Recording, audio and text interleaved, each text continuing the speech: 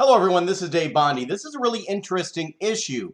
Do hospitals classify cases as COVID-19 because they get reimbursed more money? Well, hospitals say no, but it's very interesting what happened today. Go ahead and subscribe to my YouTube channel, by the way. Hit the subscribe button right down there so you don't miss anything I say or I report, because I'm all about keeping it real. Okay, let's go ahead and talk about this. Over the last few months, people have been saying online, and you may have seen these theories, that hospitals will report that they at times classify COVID deaths or COVID cases as COVID because they get reimbursed more. Well, the hospitals across the country, and I can cite numerous articles where the hospitals are saying that this is not true, that they classify a death or an illness as to whatever that illness is. They don't sway the facts to get a higher reimbursement. Well, something interesting happened today in front of Congress. Dr. Anthony Fauci was testifying, along with the head of the CDC, Dr. Redfield, and he kind of countered what many of the hospitals are saying. He said that it could be a reality, that some hospitals, according to him, are in fact skewing the numbers or the classifications when it comes to COVID. I wanted to make this video because so many people are talking about all of this. So I want to go ahead and play this for you right now. Take a close listen.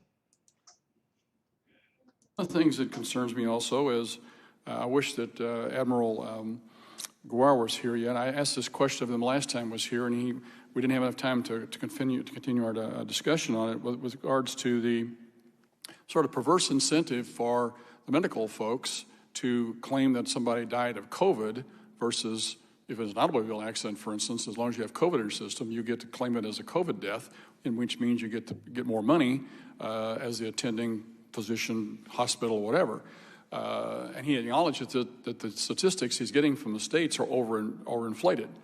We found that the governor of Colorado, who is a Democrat, actually did a research on this and found he had to get rid of 12% of the deaths that were recorded in state. Dr. Redfield, would you like to comment on that a little bit about the perverse incentive, and is there an effort to try and do something different in the way that these deaths are recorded so we actually have better records and better numbers, better data to go with? Thank you, Congressman. I think you're correct in that we've seen this in other disease processes too. Early in the HIV epidemic, somebody may have a heart attack but also have HIV. The hospital would prefer the DRG for HIV because there's greater reimbursement. So I do think there's some reality to that. When it comes to death reporting, though, I mean, ultimately, it's how the physician defines it in the death certificate. In our National Health Statistics group here in Hyattsville, we review all those death certificates.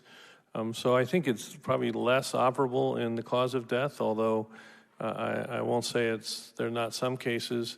I do think, though, when it comes to hospital reimbursement issues for individuals that get discharged, there could be some play in that for sure.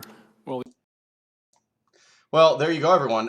Dr. Redfield saying right there, Dr. Redfield saying that there may be, in fact, cases where it is a concern that hospitals would like the higher reimbursement, so they're classifying cases as COVID. That is according to Dr. Redfield. I'm not saying that. That's him right there. But once again, hospitals have said that this is not true, that they are on the up and up throughout the country. I'm not classifying, I'm not going against any one hospital. I'm just saying in general. That's why I thought it was important to play this soundbite, this complete interview from Dr. Redfield where he says that, because I think it's important to get out all of the information that comes out of these hearings. And this is one little piece of information that came out of this hearing that a lot of you may be interested in, that hospitals, apparently, according to Dr. Redfield, do at times skew the COVID classifications to get a higher reimbursement. Now, he did not cite any cases at all whatsoever,